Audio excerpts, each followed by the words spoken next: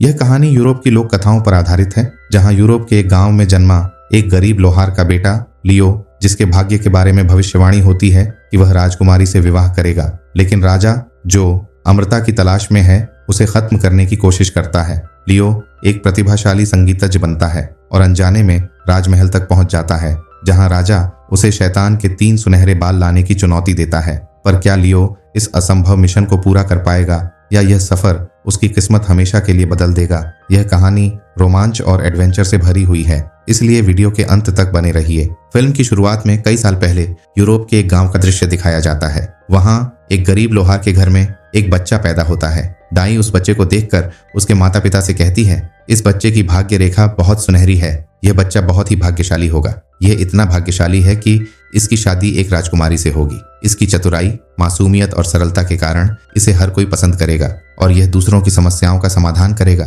दाई जब घर से बाहर निकलती है तो यह बात कुछ औरतों को बता देती है। धीरे धीरे यह खबर पूरे गांव में फैल जाती है। यह खबर राजा के एक दूत के कानों तक पहुंचती है। दूसरे सीन में राजा मैक्सिमस का महल दिखाया जाता है, जहां वह अपनी प्रयोगशाला में कई सालों तक जवान रहने का फार्मूला बनाने की कोशिश कर रहा होता है। दूसरी ओर राजा का दूत मंत्री को गांव में पैदा हुए उस भाग्यशाली बच्चे की खबर सुनाता है। मंत्री राजा के पास जाता है। उसी समय राजा मंत्री से कहते हैं, मैं कई सालों तक जवान रहने के लिए यह फार्मूला बनाने की कोशिश कर रहा हूँ।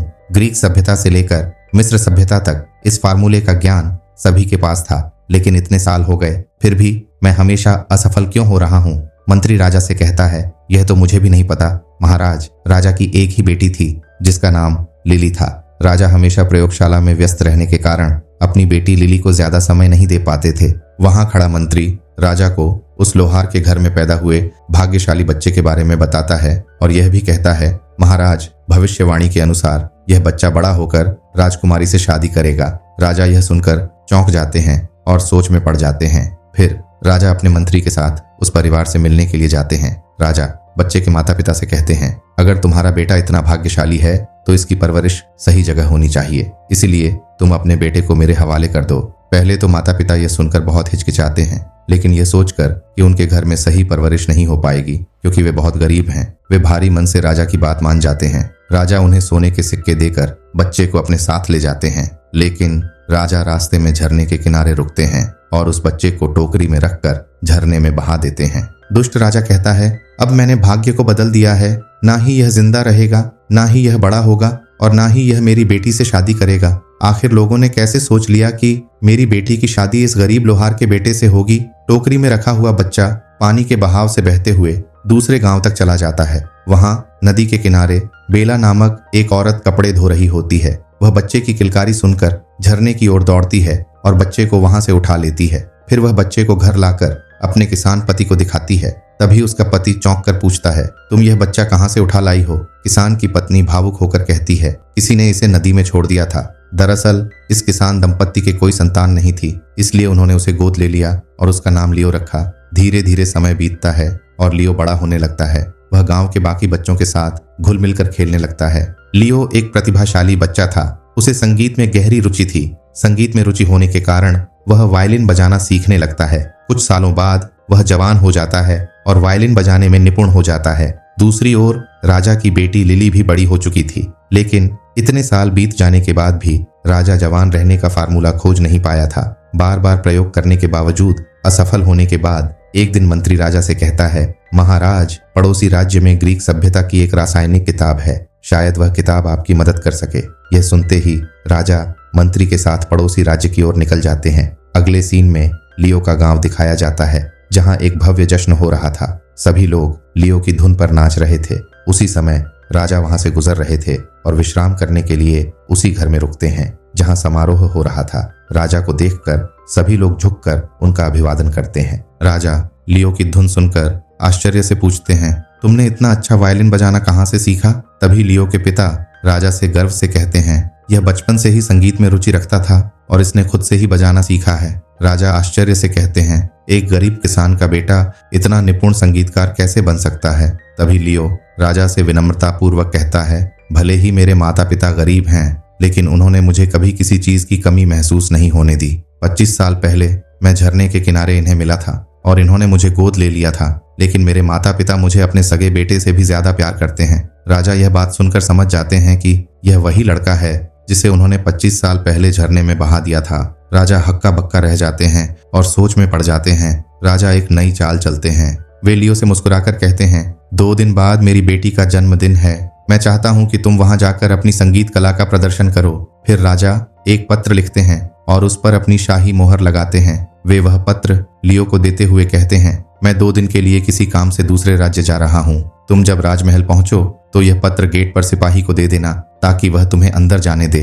अगले ही दिन राजा किताब लेने के लिए निकल जाते हैं। लियो अपने माता पिता को गले लगाकर राजमहल की ओर बढ़ने लगता है। लियो चलते चलते जंगल की ओर बढ़ने लगता है। इसी दौरान रात हो जाती है। रात होने के कारण वह रास्ता भटक जाता है। उसी समय राज्य के कुछ बागी आग जलाकर आपस में बातचीत कर रहे होते हैं। लियो उनके पास जाता है और राजमहल जाने का रास्ता पूछता है। बाकी राजा का नाम सुनते ही अपने हथियार निकाल लेते हैं। यह देखकर लियो घबराकर कहता है, मैं न तो राजा का कोई रिश्तेदार हूँ और न ही राजमहल में काम करने वाला कर्मचारी। राजा ने मुझे आदेश दिया है कि राजकुमारी के जन्मदिन पर उनके सामने अपने संगीत का प्रदर्शन करूं। यह सुनकर विद्रोहियों का सरदार अपने साथियों को हथियार नीचे करने का आदेश देता है और लियो से कहता है, हम विद्रोही हैं, तुमने हमारे बारे में जरूर सुना होगा। लियो कहता है, हाँ मैंने सुना है। विद्रोही सरदार कहता है, राजा हमेशा अपनी प्रयोगशाला में जवान बनने का फार्मूला बनाने में अपना समय और राज्य का बहुत सारा धन खर्च करता रहता है। उसे अपनी जनता की कोई परवाह नहीं है। इसीलिए हम विद्रोही बने ताकि राजा को हटाया जा सके। अगर तुम यहाँ रात बिताना चाहते हो तो रह सकते हो, लेकिन हम तुम पर नजर रखेंगे। इसके बाद विद्रोहियों का एक आदमी लियो को एक पेड़ से बांध देता है और राजा का संदेश उसके हाथ से ले जाता है। जब विद्रोही सरदार वह पत्र पढ़ता है तो वह चौंक जाता है, क्योंकि उस पत्र में लिखा होता है, जैसे ही यह लड़का पत्र लेकर द्वार पर आए, इसे मार डालो और जो मेरी आज्ञा नहीं मानेगा उसे सख्त से सख्त सजा दी जाएगी। यह पढ़कर विद्रोही सरदार समझ जाता है कि राजा इस मासूम लड़के को मारना चाहता है। तभी सरदार के दिमाग में एक तरकीब आती है।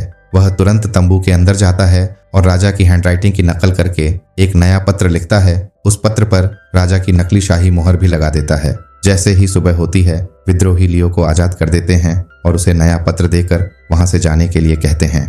लियो जैसे ही राजमहल पहुंचता है, वह पत्र द्वारपाल को देता है। द्वारपाल वह पत्र लेकर राजमहल के पादरी को सौंप देता है। पादरी जब पत्र पढ़ता है तो वह चौंक जाता है, क्योंकि उसमें लिखा होता है, जैसे ही यह लड़का राजमहल आए, तुरंत इसकी शादी मेरी बेटी लिली से कर दी जाए और जो मेरी आज्ञा नहीं मानेगा उसे सख्त से सख्त सजा दी जाएगी।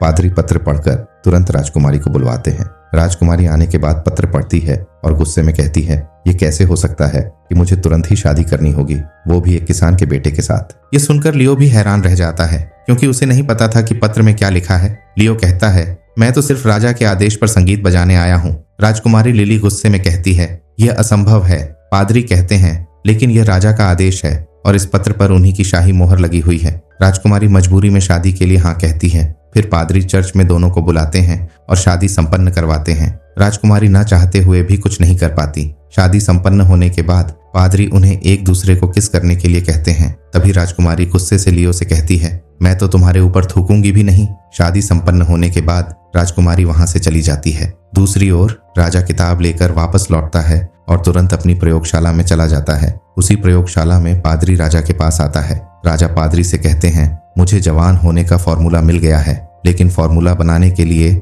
मुझे शैतान के 3 सुनहरे बाल चाहिए। पादरी कहता है, वो तो ठीक है महाराज, लेकिन आपके कहने के अनुसार मैंने आपकी बेटी लिली की शादी लियो से कर दी है। यह सुनकर राजा भड़क जाता है और गुस्से में कहता है, ये तुम क्या कह रहे हो?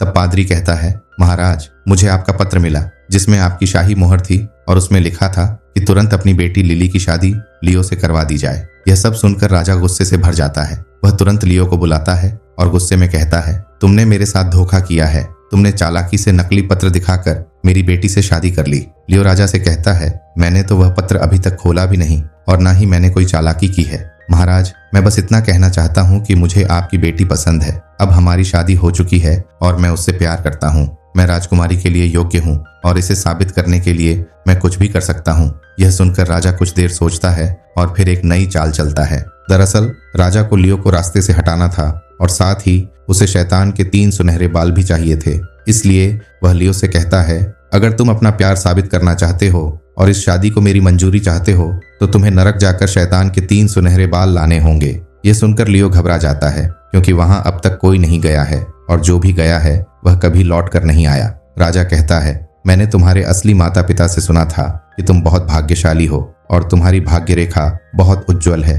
तभी लियो उत्सुकता से पूछता है, आप मेरे असली माता पिता को जानते हैं? राजा झूठ बोलते हुए कहता है, हाँ, उन्होंने ही कुछ सोने के सिक्कों के बदले तुम्हें किसी दूसरे आदमी को बेच दिया था। यह सुनकर लियो का दिल टूट जाता है। उसी रात लियो दुखी मन से वायलिन बजा रहा था। वहीं ऊपर खिड़की के पास खड़ी राजकुमारी कहती है, अगर तुम शादी से खुश हो तो फिर इतना दुख भरा संगीत क्यों बजा रहे हो? लियो कहता है, मेरा दिल अभी टूटा हुआ है और राजा मुझे कल शैतान के सुनहरे बाल लाने के लिए भेज रहे हैं। शायद मैं वापस लौट कर ना आऊं, लेकिन एक बात मैं बताना चाहता हूं, मैं तुम्हें चाहने लगा हूं। अगर मैं वापस ना आऊं तो तुम अच्छे से देखकर अपने लिए कोई और राजकुमार ढूंढ लेना और उसी से शादी कर लेना। लियो की ये बात सुनकर लिली चौंक जाती है और वह लियो की चिंता करने लगती है। अगली सुबह लियो शैतान के सुनहरे बाल लाने के लिए निकल पड़ता है। उसके जाने के बाद राजकुमारी भेष बदलकर राजमहल से निकल रही थी। तभी राजा उसे रोकते हैं और गुस्से में पूछते हैं, ये भेष बदलकर तुम कहाँ जा रही हो? तब राजकुमारी गुस्से से कहती है, आप लियो को मरने के लिए शैतान के पास भेज रहे हैं। वह एक भोला भाला इंसान है, मैं उसे बचाने जा रही हूँ। राजा उसे रोकने की कोशिश करते हैं और लिली के हाथ से वायलिन छीनकर उसे जोर से तोड़ देते हैं। राजा का यह बर्ताव देखकर लिली गुस्से से घोड़े पर चढ़कर कहती है, आपको किसी की फिक्र नहीं है? बचपन से लेकर आज तक आपने मुझे बिल्कुल समय नहीं दिया है। आप हमेशा अपने प्रयोगों में ही व्यस्त रहे। मैं नहीं चाहती कि आपकी लालसा की वजह से एक और मासूम मारा जाए। यह कहकर राजकुमारी वहां से तेजी से चली जाती है। इधर लियो नरक जाने के रास्ते के बारे में पूछते हुए इधर उधर भटक रहा होता है। तभी राजकुमारी भेष बदलकर वहां आती है और लियो से कहती है, अगर तुम्हें भूख लगी है तो इधर आकर मेरे साथ खाना खा सकते हो।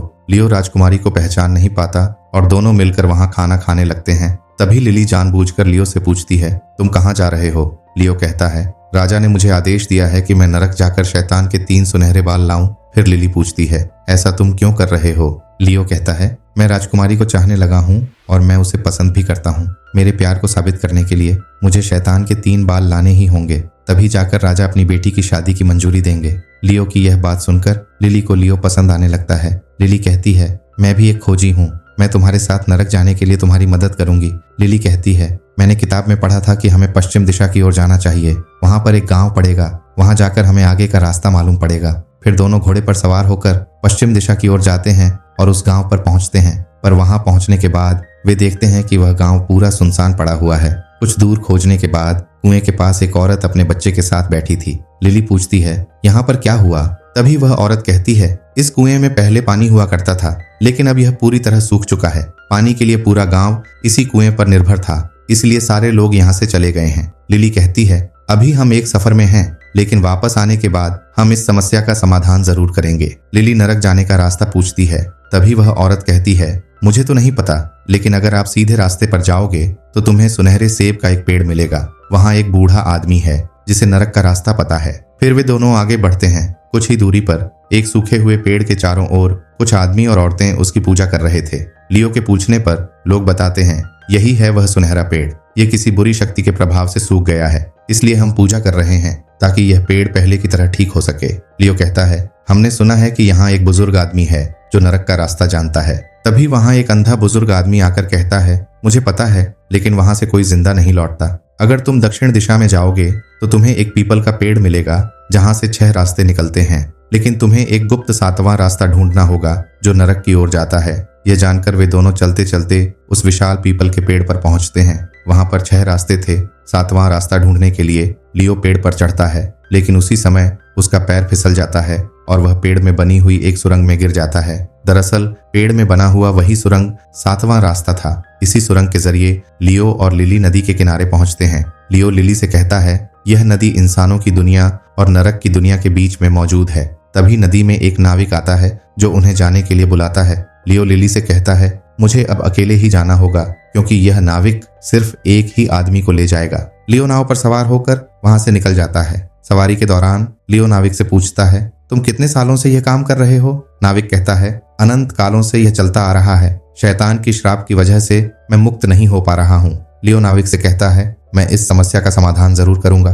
तभी नाविक कहता है, नरक जाने के बाद कोई भी अभी तक वापस नहीं आया है। यह कहकर नाविक लियो को किनारे पर उतार देता है। लियो गुफा के अंदर जाता है, लेकिन उस समय गुफा में शैतान नहीं होता, बल्कि उसकी दादी थी। जब शैतान की दादी लियो को देखती है तो वह पूछती है, तुम कौन हो और यहाँ क्यों आए हो? लियो कहता है, मुझे शैतान से मिलना है। शैतान की दादी कहती है, वह तो अभी यहाँ नहीं है। फिर वह लियो से आने का मकसद पूछती है।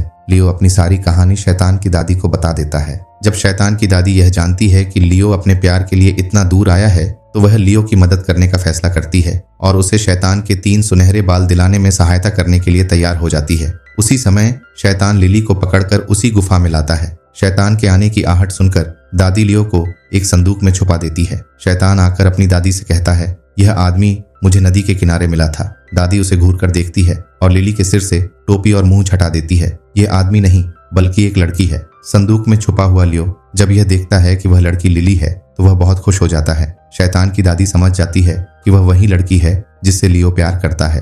दादी शैतान को बैठने के लिए कहती है और कहती है, तुम बहुत थक चुके हो, यहाँ बैठो ताकि मैं तुम्हें मसाज कर सकूं। शैतान थका हुआ रहता है इसलिए वह दादी की बात मान लेता है। उसी समय लिली शैतान से पूछती है, वैसे ही तुम मुझे मारने वाले हो? मरने से पहले मैं कुछ राज जानना चाहती हूँ। एक गांव में कुएं का पानी सूख गया है, दूसरे गांव में एक जादुई सेब का पेड़ मुरझा गया है और यहाँ का नाविक अनंत काल से मुक्त नहीं हो पाया है। शैतान हंसते हुए कहता है, यह मेरी शैतानी ताकत का कमाल है। शैतान अपने राज बताता है, मैंने ही उस गांव के कुएं में एक नरक का मेंढक रखा था जो कुएं का पानी पीता था और कुएं को सुखा देता था। अगर कोई उस मेंढक को बाहर निकाल देगा तो कुएं में फिर से पानी आ जाएगा। दूसरे गांव में जादुई सेब के पेड़ के ऊपरी भाग में मैंने अपनी शैतानी शक्ति से बुराई भर दी थी। अगर कोई उस पेड़ के ऊपरी हिस्से को काट देगा तो वहां पर नया हरा भरा पेड़ उग आएगा। जैसे ही शैतान यह सब बता रहा होता है उसकी दादी चालाकी से उसके सिर के 3 सुनहरे बाल निकाल लेती है। उसी समय लिली चालाकी से नाविक के बारे में पूछती है। शैतान कहता है, जहां तक उस नाविक की बात है उसका चप्पू श्रापित है। जब तक वह किसी बुरी नीयत वाले इंसान को वह चप्पू नहीं थमा देता तब तक वह मुक्त नहीं हो सकता। फिर शैतान लिली से कहता है, मैं तुम्हें यहाँ दासी बनाकर रखूंगा ताकि तुम मेरी सेवा कर सको। जब शैतान लिली को अपने पास बैठाता है तो उसे नींद आ जाती है। मौका देखकर लियो संदूक से बाहर आता है और दादी से वह 3 सुनहरे बाल लेकर वहां से भागने लगता है। भागने की आहट सुनकर शैतान जाग जाता है और उनका पीछा करने लगता है। लिली और लियो जैसे ही नाविक के पास आते हैं वे उसे नदी पार कराने के लिए कहते हैं। नाविक कहता है, मैंने कभी किसी को उस पार नहीं पहुंचाया है। तभी लियो कहता है, अगर तुम मुझे उस पार ले चलोगे तो मैं तुम्हें मुक्त होने का रास्ता बताऊंगा। नाविक लियो की बात सुनकर उसकी मदद करने के लिए तैयार हो जाता है। जब नाविक उन दोनों को नदी पार करा रहा होता है तभी शैतान वहां पहुंचकर नाविक को वापस आने का आदेश देता है, लेकिन नाविक अपनी मुक्ति के लिए शैतान की बात नहीं मानता। लियो नाविक से कहता है, तुम यह श्रापित चप्पू किसी बुरी नीयत वाले इंसान को थमा दो, तब तुम मुक्त हो जाओगे। जब लियो और लिली नदी के दूसरे किनारे पर पहुंचते हैं तो वे देखते हैं कि राजा वहीं पर उनका इंतजार कर रहा था। राजा लियो को मारकर 3 सुनहरे बाल लेना चाहता था। जैसे ही राजा लियो के ऊपर हमला करने के लिए आगे बढ़ता है, मौका देखकर नाविक अपना चप्पू राजा के हाथ में थमा देता है।